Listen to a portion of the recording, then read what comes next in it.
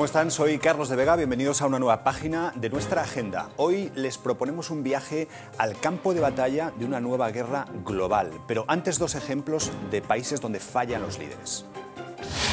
El primero es México. Hace unos días las autoridades detenían a esta mujer, la maestra, la todopoderosa líder de los sindicatos, del sindicato de profesores. Se le acusa de enriquecerse hasta la locura a costa del dinero público. Pero, ¿qué se esconde detrás de su detención? ¿Es solo la lucha contra el crimen o es la venganza del PRI? Italia o el drama de los políticos, Italia o la comedia de sus líderes. Ha ganado la izquierda, pero Berlusconi vuelve como segunda fuerza política y el partido revelación, el que ha tenido más votos, es el que dirige un humorista. Beppe Grillo, el antipolítico, el que prometió dejar de pagar la deuda, no hacer caso al mandato de Bruselas, acabar con los recortes. Europa quería a Mario Monti, pero los italianos le han hundido en las encuestas. Italia ingobernable. ¿Puede avanzar así la Unión Europea? Mientras hablamos de todo esto, hay una nueva guerra en marcha, silenciosa, sin muertos, pero en la que se juega el futuro, la guerra cibernética. Es un mundo donde hay troyanos, programas cero, ejércitos, satélites espías, operaciones que se parecen mucho a invasiones. Hace unos días Estados Unidos acusaba a China de un ataque masivo. ¿Puede ser este solo el comienzo? Bueno, ya ven que son tres temas apasionantes, esperamos que les interesen y que se queden con nosotros a lo largo del programa. Les presento ya a mis invitados, porque el primero de ellos es Luis Azuara. Es ingeniero informático, ingeniero en electrónica, experto en tecnología de información y sistemas incrustados, que no quiero que me expliques esto lo que es, pero suena muy tecnológico. Luis, se está celebrando además ahora mismo en Alemania, en Hannover, una de las ferias tecnológicas más importantes, el CeBIT. ¿Es una guerra que ha comenzado ya, esta de la que hablábamos en el sumario, la guerra cibernética? Bueno, desde el 2010, con el caso de Stuxnet, ese gusano que estaba dirigido a atacar la infraestructura de Irán, existe la capacidad de destruir infraestructura y creo que es apenas el comienzo. Creo que las posibilidades son grandes y el futuro mostrará que los ataques se van a incrementar. Muy bien, pues enseguida entramos en este tema tan interesante y tan inquietante, pero antes la urgencia de la actualidad que nos lleva hasta Italia. Sonia Alonso es politóloga, es investigadora del Centro de Investigación de Ciencias Sociales de Berlín, es experta en democracia y partidos políticos. Y Sonia, una cosa de la que nos contabas antes del programa es que portadas como esta, en donde se habla de que a Italia han llegado los payasos, refiriéndose a los nuevos líderes políticos, no estás para nada de acuerdo con esto. No, no estoy para nada de acuerdo, no me parece digno del The Economist. Yo creo que es una reacción equivocada y condescendiente de quien se siente superior y en posesión de la verdad. Y está tratando a los electores italianos como a niños. Enseguida hablamos de lo que han decidido esos electores italianos, de hasta qué punto han elegido bien, han elegido mal, o cuál es el mensaje que lanza Italia a toda Europa, ¿verdad? Y Sabina Morales, quizás ustedes algunos la recuerdan porque ya estuvo en nuestro programa en otra ocasión hablando de lo que mejor sabe, de lo que mejor conoce o de algo de lo que mejor conoce, que es México. Ella es mexicana, es socióloga política y sabe muy bien lo que está pasando ahora mismo allí. De lo último que ha sucedido, de esta detención de la lideresa del sindicato de profesores, para empezar, es un sindicato, con lo cual, ¿los profesores deben de estar contentos con esta detención o es algo que les va a perjudicar? En realidad, esa es una pregunta que vamos a poder contestar, no pasada la detención, sino viendo si verdaderamente este acto se convierte en una limpieza administrativa de la corrupción dentro del sindicato o si verdaderamente solamente una estrategia política dentro de la reconfiguración del Partido Revolucionario Institucional. Bueno, ya ven que son temas complejos. Vamos a hablar en principio de México, porque esta mujer que veían en las imágenes del sumario, Elba Ester Gordillo, conocida como la maestra, fue acumulando un tremendo poder en México durante años, hasta el punto de que fue realmente una de las figuras clave del ascenso de Felipe Calderón a la presidencia de su país. Ahora conocemos más cosas de ella, por ejemplo, las cuentas que tenía en paraísos fiscales, sus innumerables operaciones de cirugía estética financiadas con fondos públicos o su afición por el lujo. Vamos a ver un poco cómo era este personaje, cómo ha sido su detención y hablamos de por qué cae y qué se lleva con su caída.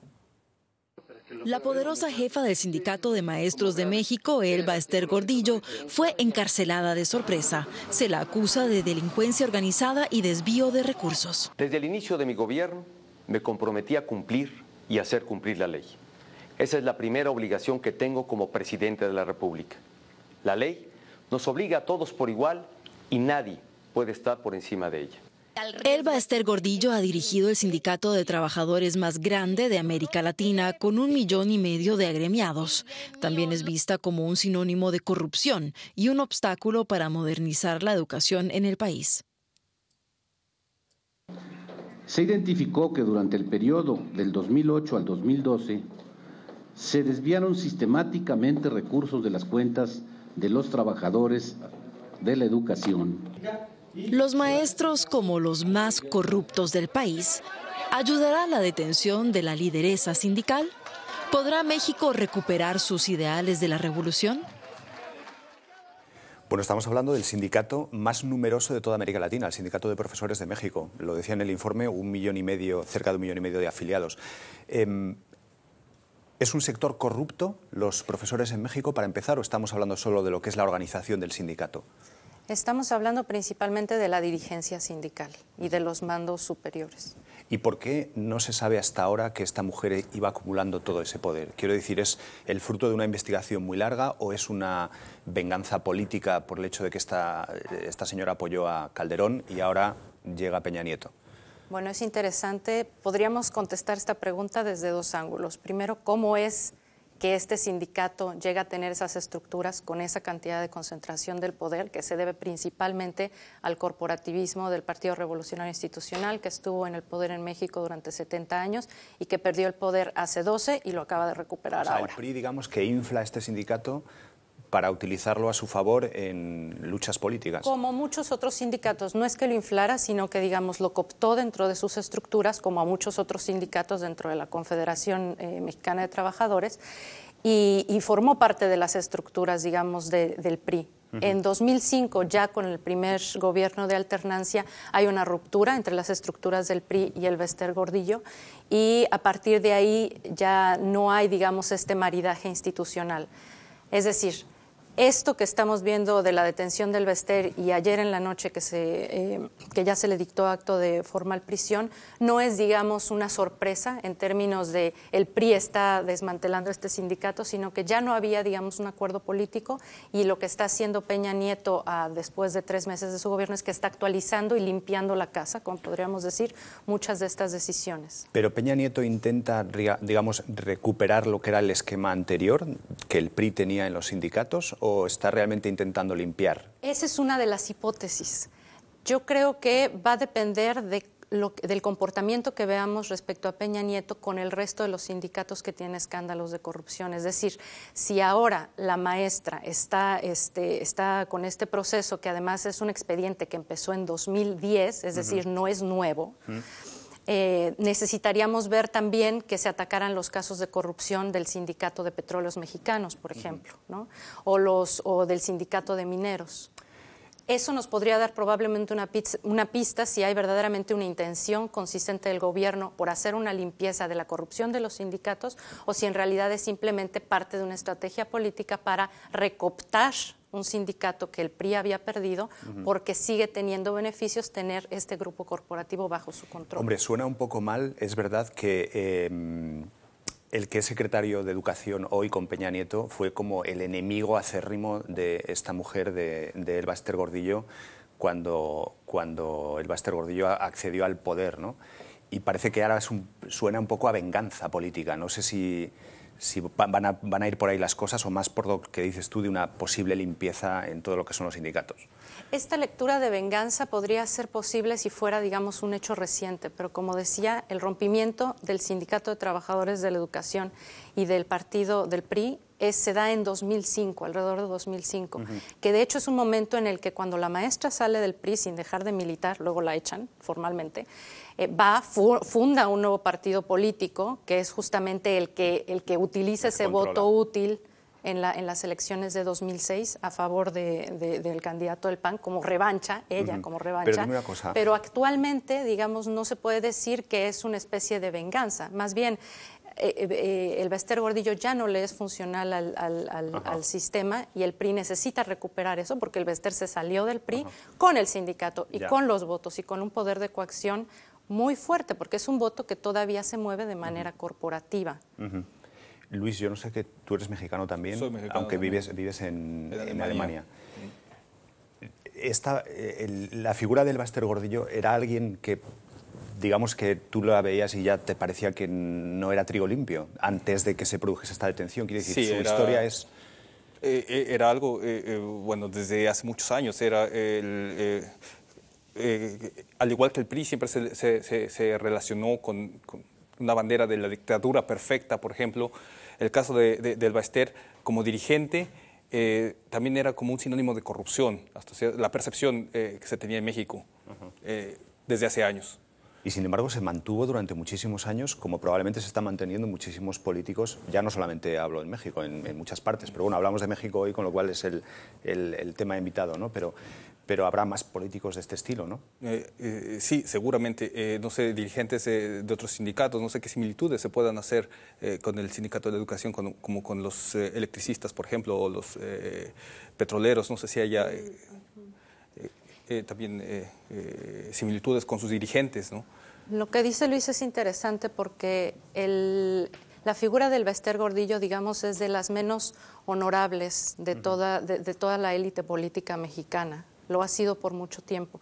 Y esto nos lleva, digamos, a remontar la discusión a que no es una cosa nueva, es decir, no es que Peña Nieto haya conformado o la Procuraduría General de Justicia haya conformado un expediente con tanto detalle en 3 meses. Ese expediente existía desde el 2010, eso deja muy mal parado al gobierno anterior porque no hicieron nada y el expediente estaba conformado. Y precisamente por ser una figura tan de la que se saben hechos de corrupción, enriquecimiento ilícito, de la que se sabe de sus propiedades, de las cirugías, de todo lo que ustedes expusieron en la introducción, las cirugías es que son también sorprendentes, la verdad. La transformación es sorprendente. Sí, es también polémico. Sí. No sé si está muy bien hecha realmente, porque es tan evidente que yo creo que eso exacto, no... Exacto. Pero bueno. Pero como dice Luis, efectivamente es un personaje que pocos querrían tener para su legitimidad y para su buena fama, pocos querrían tener cerca. Aún así, tenía tanta cooptación de votos que, por supuesto, que a pesar de esa fama que todo el mundo conocía, aunque no estaba la averiguación hecha, sí.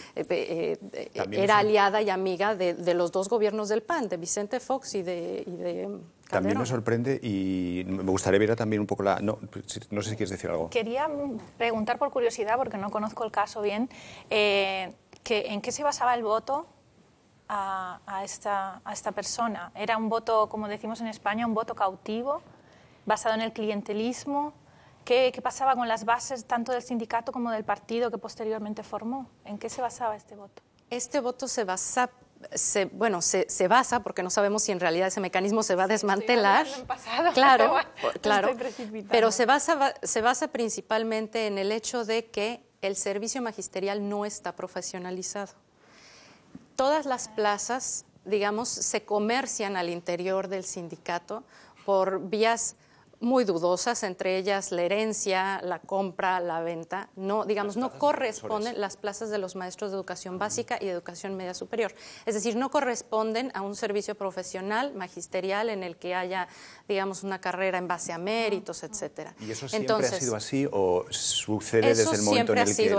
Eso siempre ha sido así. O sea, el sindicato ha sido siempre el que controlaba la distribución de las plazas. Exactamente. Entonces, bueno, ahí hay un poder de chantaje corporativo respecto y digamos un comportamiento clientelista del sindicato para con los profesores. Entonces, el ejemplo claro es en 2006, cuando aunque esta maestra ya había salido y había hecho su nuevo partido, el voto presidencial, estos maestros corporativos lo dan al que ganó en una elección además muy polémica, muy cerrada, con 0.5% de diferencia entre el primer y el segundo candidato, y lo que obtuvo en la Cámara de Diputados y Senadores fue alrededor del 4%. Pero, Sabina, una pregunta, estamos hablando de 1,5 millones de votos que votan corporativamente. Sobre lo que decía Sonia, porque me parece interesante, en la reforma que se plantea a partir de ahora está también cambiar este sistema de elección de profesores, porque sí que parece un poco extraño que sea el sindicato el que distribuye todo, porque al final cualquiera que esté ahí va a acabar siendo un corrupto, no porque no sea una buena persona, sino porque es que el propio sistema te incita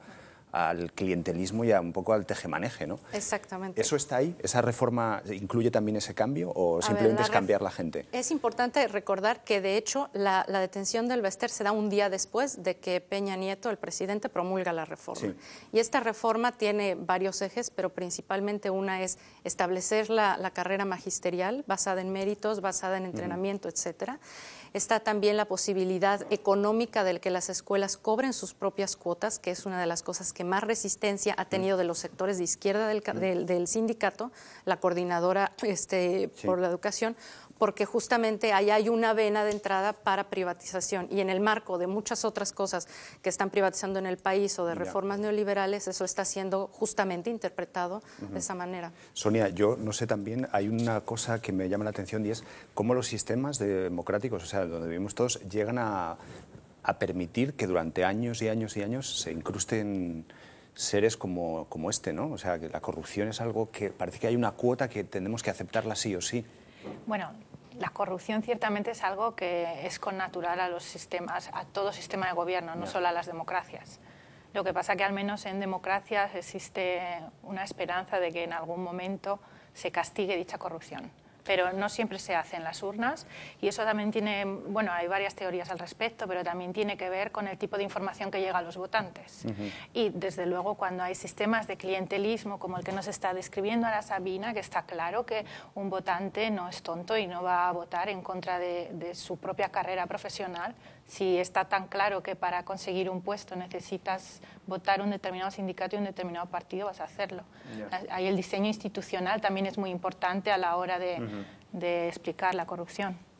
Pero tú tienes la sensación de que en los últimos años, por ejemplo, o en esta época, el liderazgo político, los líderes sociales han bajado de categoría ética, digamos, o categoría moral, o que tienen una menor, o quizás no sé si es porque tenemos más información, conocemos más cosas, pero que no es una cuestión solamente en México, sino que pasa en prácticamente todas partes. Sí, bueno, hay una falta de liderazgo grande, ¿no? En Europa también, yo creo.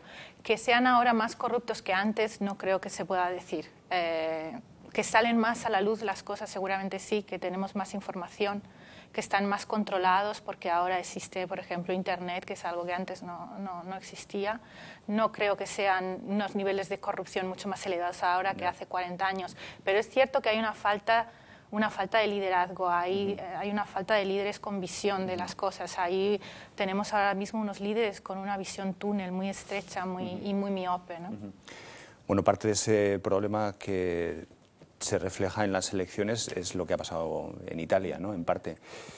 Son unas elecciones que parecen lanzar además un mensaje a toda Europa. Una cosa es lo que diga Bruselas y otra lo que responden las urnas. Había un experimento que estaba en marcha desde hacía ya un tiempo, que era el de Mario Monti, que definitivamente no ha funcionado. Era un primer ministro, recuerdan, tecnócrata, que no había pasado por las urnas y que cuando ha tenido que llegar al voto se ha hundido. ¿Qué han votado los italianos? Pues la tercera economía de la zona euro vota a un líder de la izquierda que va a tener muy difícil gobernar, un ex primer ministro, Berlusconi, que llevó al país al borde del abismo, y por último a un cómico, que es el que ha acumulado más votos. Las últimas elecciones en Italia han dejado al país en una situación de incertidumbre. Ninguno de los contendientes quedó en una cómoda posición para conformar el gobierno. Ni siquiera el Partido Democrático, que era uno de los favoritos. Está claro que aquel que no puede garantizar la gobernabilidad de su país no puede afirmar haber ganado las elecciones. Por eso mismo considero que no hemos ganado, aunque hayamos sido los más votados. La coalición de centro-izquierda consiguió la mayoría en la Cámara Baja, pero no en el Senado, donde logró una cifra similar de escaños a la obtenida por Silvio Berlusconi.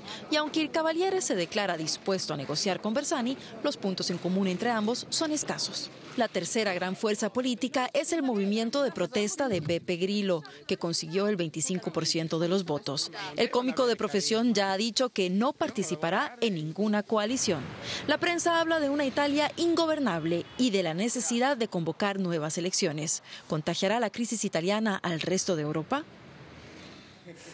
Bueno, nos han pillado aquí, estábamos hablando de que la situación en Italia es complicadísima y ahora, ¿qué es lo que va a pasar? Porque Beppe Grillo realmente sí que podemos decir que es como el antipolítico. ¿Realmente alguien así puede llegar al poder de la tercera economía de la zona euro?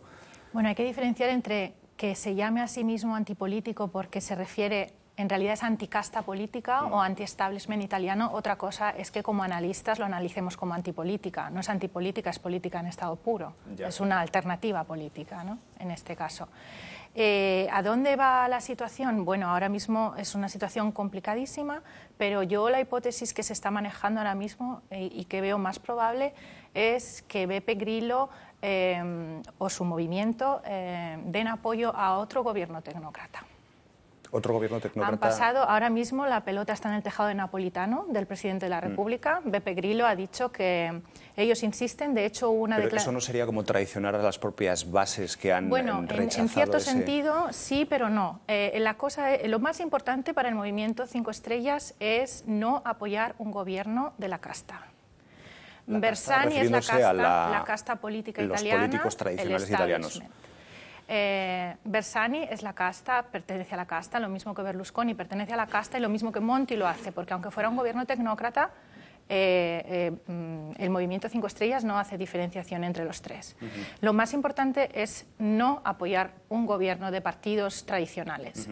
Eso lo han dicho desde siempre y de hecho las candidaturas del movimiento 5 Estrellas tuvieron que firmar un compromiso, un código de comportamiento por el cual se comprometían a no apoyar ninguna alianza. De ese tipo. Déjame decir una cosa, porque son elecciones italianas, pero yo creo, sé que hay un cierto debate entre si estas elecciones son simplemente italianas o son europeas. A mí me da la impresión de que lanzan un mensaje clarísimo a Europa. ¿Cuál crees que es ese mensaje que se está lanzando desde Italia? Bien, el mensaje a Europa es no queremos una democracia sin alternativas. Tiene que haber alguna alternativa al diktat de Bruselas y alguna alternativa a la política neoliberal de austeridad. Y Beppe Grillo durante la campaña electoral ha sido muy claro al respecto. Ha dicho que la pertenencia al euro hay que preguntar a los italianos si están dispuestos a seguir con esa pertenencia, porque las percepciones sobre el euro en Italia cada vez son más los que quieren estar fuera, que creen que es negativo el efecto que tiene el euro sobre la situación italiana. Con lo cual Beppe Grillo lo que está diciendo es una democracia sin alternativas no es una democracia, es una farsa. Entonces, esto hay que preguntarlo al pueblo. Lo que pasa es que, claro, viéndolos desde el punto de vista de un no italiano y teniendo en cuenta lo importante que es Italia en toda Europa, ¿hasta qué punto se plantea incluso un problema de legitimidad, de dejar en manos del votante italiano que exista el propio euro? Porque sin Italia probablemente el euro no puede existir. Bueno, de legitimidad, esa es una pregunta muy interesante, porque el problema es qué legitimidad hay y dónde reside la legitimidad. La Unión Europea no está basada en una legitimidad democrática porque los que toman las decisiones no están elegidos por el pueblo. De este modo, la legitimidad reside fundamentalmente en el Estado-nación, en cada uno de los Estados miembros. Indirectamente sí, pero no directamente. Con lo cual, la legitimidad ahí pasa por los gobiernos nacionales que luego eligen. Desde este punto de vista, decir cuál es la legitimidad a la que hay que atender, la más clara es la de los Estados-nación. Lo que está diciendo el Movimiento 5 Estrellas es no podéis imponernos permanentemente sufrimiento, sangre, sudor y lágrimas. En algún momento tenéis que preguntarnos... ¿Pero no crees que ahí también es un poco confuso lanzar ese mensaje? Quiero decir, no hay un vosotros y nosotros. Realmente Italia, como España, como Portugal, como Francia, hay unos compromisos que están firmados y que están adquiridos por los propios países, con lo cual no es un enemigo enfrente de ti, que dirían desde aquí, desde Alemania. Bueno, ahí hay que separar dos cosas. Una cosa es cómo lo está viendo la ciudadanía de a pie, y la ciudadanía de a pie empieza a ver la Unión Europea como un enemigo a las puertas. Y eso es por los problemas de diseño institucional de la propia Unión Europea. Segundo, lo que se siente es que viene un diktat de Bruselas al que no se da alternativa. Cuando muchas voces y otros países... ¿Te refieres a lo que es la política de austeridad que se impone, digamos, desde Bruselas? La política de austeridad que se impone desde la Comisión Europea con un grandísimo apoyo por parte de Alemania. Básicamente ahorrar para intentar salir de la crisis como solución. Y hay muchísimas voces de muchísimos economistas que dicen que la austeridad en una situación de grande recesión como la que estamos viviendo no es la salida. No es la salida. Déjame abrir un poco la charla. Vosotros probablemente vivís aquí, aunque sois mexicanos, Y tendréis una opinión sobre todo lo que está pasando, además desde la visión alemana, ¿no? Que es un poco la posición dominante ahora. ¿Qué os parece todos estos movimientos de Italia, del sur de Europa, de lo que es la crisis que está azotando sobre todo a los países del sur, ¿no? Sí, bueno, no sé si tú quieres comenzar antes. No, Luis, tú mismo. Perfecto. Que tú has hablado mucho ya antes, pero hablarás más. Yo creo que, bueno, sí es una pieza fundamental lo que pasa ahora en Italia, sobre todo para mantener lo que es la Unión Europea. No sé en qué medida sea de verdad algo viable, o si a final de cuentas, no sé, es una preguntaría que me gustaría abundar un poco. Si a final de cuentas, después de varios años, se puede decir que el experimento, no sé, por llamarlo de alguna manera, de la Unión Europea ha tenido éxito y tiene futuro. No sé, creo que es algo lo que vemos ahora en Italia, es uno de los resultados de este experimento. Sí, es una pregunta, ¿no? Saber si realmente, al final es la pregunta del millón, si esto ha fracasado. Yo no creo que se pueda decir directamente que ha fracasado, pero estamos en el camino de hacerlo fracasar. Eso es lo que yo creo. Creo que la Unión Europea surgió como un proyecto no solo económico, también político, a largo plazo. Lo que pasa que se intentó que desde la economía se unificara y llegara después la unión política. Lo que ha ocurrido es que ya está claro, está consensuado que ha sido un diseño institucional fallido, con muchos defectos, y los defectos han salido a la luz con la crisis económica. Entonces, lo que está claro es que la actitud presente de los líderes europeos, su falta de respeto a las democracias nacionales y a lo que la gente tiene que decir, y esta visión de túnel con la austeridad como única alternativa, son un reto increíble para la Unión Europea y yo creo que la están llevando al desastre. Como no cambiemos de visión. ¿Por qué crees que hay tanta insistencia en que esa es la solución? Bueno, ahí tiene mucho poder la situación, o sea, tiene un factor fundamental es la posición alemana y la de sus aliados, Austria, Finlandia, Holanda. Y yo creo que es una visión ideológica de las cosas, del gobierno de Merkel, y esa visión ideológica se está imponiendo. Y lo que creo que puede ser un resultado positivo de las elecciones en Italia es abrir el debate. Abrir el debate, porque siempre están diciendo que es verdad que el crecimiento es importante, pero no se hace nada, sigue estando fuera de la agenda. Abrir el debate al crecimiento. Claro, Alemania lo que pasa es que dice, nosotros pasamos por una situación parecida, aplicamos las reformas que estamos diciendo que ahora tenéis que aplicar vosotros y salimos de la crisis. Bien, no se puede comparar la crisis de los 90 de Alemania con el caso de la unificación con lo que estamos viviendo ahora. Esta es la crisis económica más grave que ha habido en el mundo desde los años 20, ¿no? Entonces, eso es incomparable. Los niveles, la situación dramática que está viviendo el sur de Europa no es comparable a lo que estaba viviendo Alemania cuando la Agenda 2000 se puso en marcha, de la mano de un gobierno socialdemócrata a propósito. Y esa solución fue una solución decidida democráticamente por el pueblo alemán, sin ningún diktat que venía de ninguna instancia supranacional con escasa legitimidad democrática. Entonces, ahí lo de escasa legitimidad, entiendo lo que dices, pero vamos a ver, es una legitimidad indirecta, pero que al final todos hemos reconocido como válida desde hace décadas, ¿no? Ahora la podemos cuestionar, no, pero es verdad que... siempre ha habido un debate, al menos a nivel académico. Tal vez es verdad que a nivel de la calle no ha sido claro, porque éramos todos, sobre todo en el sur de Europa, muy proeuropeístas. Claro, mientras llegaba el dinero era una cosa como... y no nos preguntábamos cuán legítimo es. Claro. Ahora, al nivel de análisis y en el mundo académico, siempre el caso de la legitimidad de las instituciones europeas siempre ha estado a debate, siempre. Sí. Y siempre ha habido un déficit, se llamaba el déficit democrático de la Unión Europea. Déjame, Sabina, que estaba castigada sin poder hablar, que algo tendrás que decir.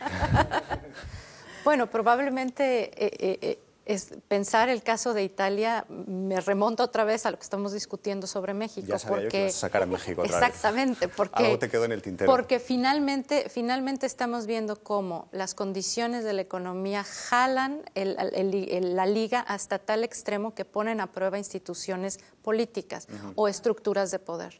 Entonces, esto trasladado al caso de México es cómo el presidencialismo en México, el partido que gobernó por 70 años y que no tuvo el poder por 2, está tratando de reconfigurar una estructura de poder que tenía, pero no nada más porque sí, sino porque hay un móvil económico detrás y hay todo un paquete de reformas neoliberales, no muy diferentes a las que estamos viendo en la periferia europea, que vienen, sobre todo la reforma energética. Entonces, esa reconfiguración del poder, tener disciplina partidaria, cosa que ya había perdido el PRI, esto que dijo Peña Nieto el fin de semana cuando el PRI volvió a refundar sus estatutos diciendo no hay intocables, es digamos una señal que manda la señal para tener una disciplina partidaria, la posibilidad de tener al CENTE como una corporación y de hecho tener aunque no tenga... El sindicato de maestros, perdón, claro, el sindicato de maestros. Es que ya te pones un nivel tan técnico que no... Perdón, y tener, digamos, a través de su famoso Pacto por México, una alianza con el resto de los partidos, ¿no? Dejarme decir una cosa también, porque me llama la atención, que igual también conecta con México, con lo que está pasando, y es que si a lo mejor, y lo que decías tú del déficit democrático, si hay un nivel de democracia que es el 15M, la reacción de Italia, el movimiento Occupy, el Yo Soy 132, toda esa democracia, o sea, toda esa gente que está exigiendo respuestas y que no está encontrando, que igual es un poco lo que decías, ¿no? Sí. No está encontrando el instrumento para transmitir sus mensajes. Eso es, y en Italia lo han encontrado en el movimiento 5 Estrellas. De una forma transitoria, entiendo. O sea, el movimiento 5 Estrellas tú lo puedes ver como... No se sabe, esto abre muchas incógnitas. Ellos se definen como movimiento, no como partido político, y eso abre muchas incógnitas porque ahora se enfrentarán a muchos dilemas organizativos y de futuro, ¿no? Porque se incrustan en un sistema que no es el que no está creado para ellos, digamos. Cierto, entonces te tienen que adaptar y tendrán que compaginar la insistencia en la democracia directa y participativa con las instituciones representativas. Y un debate interesante que está saliendo ahora a la luz en Italia es el debate del mandato imperativo. ¿Qué es? El movimiento 5 Estrellas es favorable al mandato imperativo, es decir, a que es un debate que viene ya desde finales del 18, con los padres fundadores de la democracia en Estados Unidos. Si no, no dejamos tiempo para la guerra cibernética. Rápidamente es solo que los representantes tienen que hacer exactamente aquello para lo que han sido elegidos y no tienen que tener ninguna autonomía. Ese debate está abierto y es el debate del elitismo frente a la democracia. Yo tengo mis dudas de todo lo que es democracia asamblearia, democracia directa, todo esto. Me plantea muchas dudas, incluso propiamente democráticas, ¿eh? O sea, que la propia democracia asamblearia o la democracia directa tiene unos... que al final no es tan democrático. Bueno, pero es otro debate que volvemos a hablar en otro programa, porque ahora nos vamos a la guerra. Una guerra que ha empezado ya. Los ataques se hacen con armas que se llaman teclados. Los espías se conocen como troyanos. Los ejércitos son ingenieros como Luis, aunque Luis nos asegura que él no ha participado todavía en ninguna guerra. Y las víctimas, pues las víctimas somos todos. Nada es posible ya sin los ordenadores, por eso quien controle el ciberespacio controlará el universo. Hace unos días se libraba una nueva batalla entre dos gigantes, China y Estados Unidos. No es un videojuego, es la guerra. Hannover es durante toda esta semana el centro de la informática y las telecomunicaciones gracias a la feria CeBIT. Uno de los temas centrales de esta edición es la llamada Share Economy, el uso compartido de información, contenidos y bienes en Internet. Pero otra cuestión que también debaten los expertos estos días es la seguridad contra los ciberataques. Estados Unidos y Canadá han denunciado en diversas ocasiones ser víctimas de estas agresiones cibernéticas por parte de China. La plataforma Wikileaks, filtradora de material confidencial norteamericano, y la web de intercambio de archivos Mega Upload también sufrieron ataques de este tipo. Estos casos demuestran la vulnerabilidad de la red y plantean la necesidad de protección frente a uno de los mayores desafíos a la seguridad global. ¿Hasta qué punto nos puede afectar? ¿Cómo defenderse? ¿Se necesitan ejércitos cibernéticos?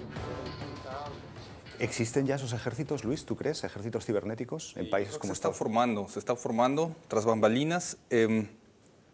Pero bueno, me gustaría definir un poco, porque lo presentaste muy bien, creo que es un nuevo campo de batalla el que se está abriendo. Ajá. Y me gustaría definir cuál es ese campo de batalla en un principio. Bueno, comenzando con la CeBIT, que es la oportunidad de la que hablábamos al principio también. Sí, la CeBIT, que es la gran reunión tecnológica que está ahora mismo en la feria de computadoras más grande del mundo. aborda el problema de seguridad desde distintas perspectivas.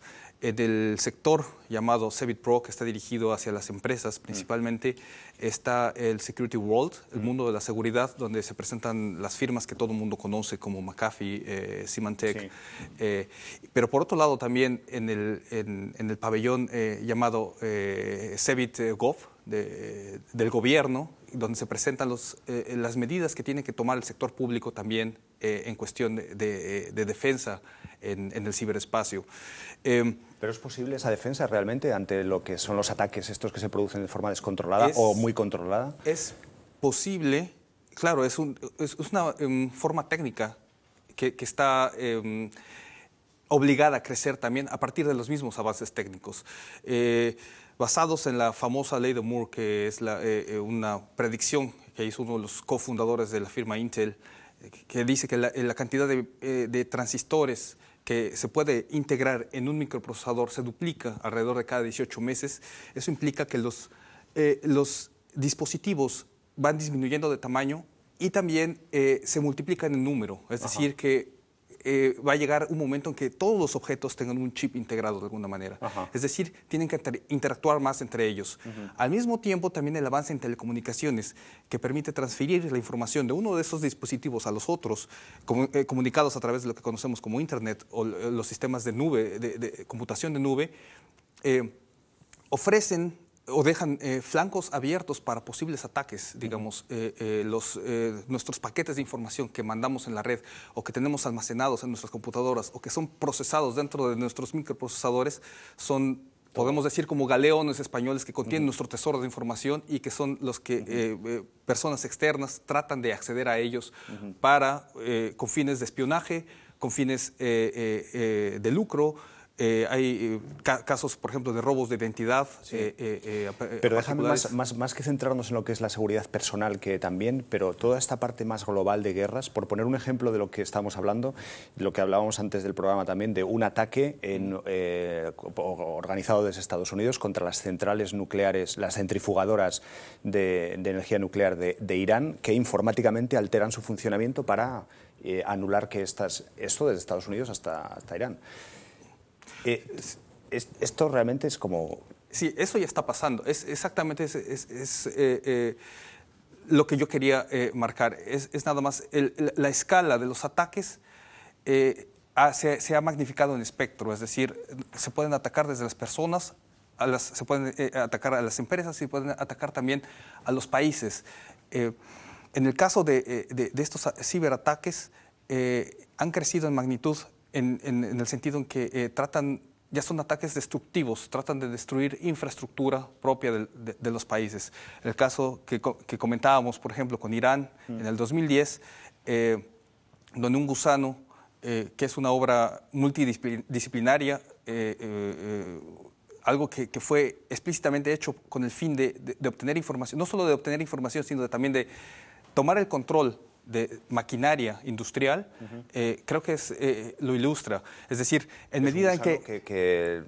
Un gusano cibernético, claro. Un gusano cibernético, exactamente. Es un malware que exactamente se infiltra, o sea, se contagia y tiene la capacidad de reproducirse. No es detectado, no se contagian los archivos en sí, como lo conocemos en un virus, por ejemplo, pero ralentiza el funcionamiento de las máquinas, por ejemplo. Es verdad que conocemos mucho menos de lo que sucede, en parte también porque las empresas a veces tampoco quieren confesar que han recibido ataques, porque sería un sentido de... Seguramente. Lo que vemos también a nivel institucional, empresarial, es la punta del iceberg. No sabemos en realidad todo lo que pasa y todos los ataques que han habido y los que se están gestando ahora mismo. El potencial se incrementa de la misma manera en que el tamaño de los dispositivos se reduce, el potencial, la brecha de vulnerabilidades se incrementa también dramáticamente. Sí, bueno, es algo que se tiene que controlar a distintos niveles, ¿no? Por un lado, también esta posibilidad de ciberataques también a veces se escucha también como una forma de poder presentar su opinión, lo que se conoce también como hacktivismo. Exactamente, para mandar mensajes políticos, incluso hacer patentes opiniones. Bueno, el caso de Wikileaks, por ejemplo, lo que hace Anonymous también a nivel no global. De ser elementos también dentro de esta guerra, que puedes lanzar opiniones, puedes destruir infraestructuras o robar secretos empresariales, ¿no? Hace unos meses la Casa Blanca invitó a los miembros del Senado a hacer una simulación en la que un ciberataque apagaba las luces de Nueva York. Y claro, el problema es que en el momento que se apagaban las luces de Nueva York empezaba a haber urgencias, muertes, accidentes de tráfico, o sea que era realmente destructivo y era algo que se podría pasar.